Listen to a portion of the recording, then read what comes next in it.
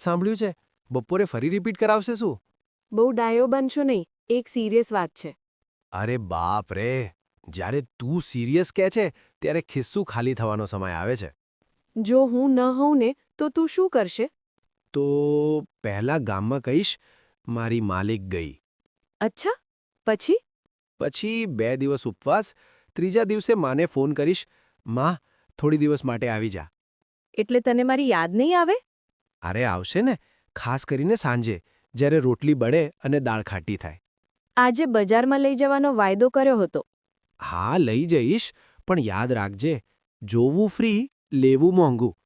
તું પૈસા જ પૈસા કરે છે. લગ્ન પછી સમજાયું કે પ્રેમ મીઠો છે પણ શાકભાજી મોંઘી છે. ચાલ, ચા પીવા જઈએ. બહાર? હા. તો ચાલ ગેસ પાસે.